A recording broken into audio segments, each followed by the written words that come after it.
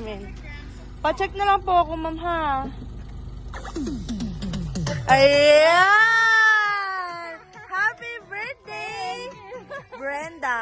Ayan!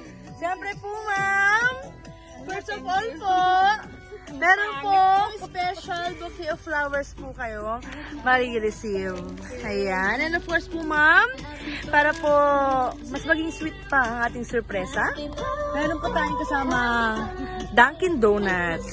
And of course po, ma'am, meron po tayong pang merienda for later. Kasi meron po tayong 2 bags of pizza. Ayun. And of course po, ma'am, meron din po tayo syempre kasamang sushi. Ayun. And of course, hindi na po mawawala ang ating cake.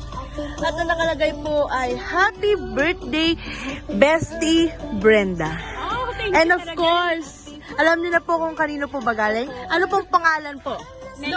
Ayun. Syempre po, ma'am, kung meron po siyang pasurpresa para po sa inyo, ano naman po yung mensahe nyo po para po kay ma'am? Kaibigan, maraming salamat ate. Hindi ko talaga inaasahan na. Kala ko nagbibiro ka lang. Pero salamat pa rin, nakaka-touch naman yung friendship natin. Layo-layo pa yun. Thank you ate. Sige ma'am, dito ka ma'am tumapat. Ayan. Siyempre po ma'am, magpapakilala po ako. Ako nga po pala si Claire ma'am ng Abot Pilipinas. Siyempre po ma'am, ngayon pong na-experience nyo po ang serbisyo ng Abot Pilipinas. Ano po yung masabi nyo po sa aming serbisyo po? Maraming salamat at saka subok ko na rin po ito sa Opo. Thank you talaga. Opo. Ayun. Again ma'am, Brenda, happy birthday po. Salamat. Pwede na po tayo mag-picture taking ma'am. Opo. Ayun.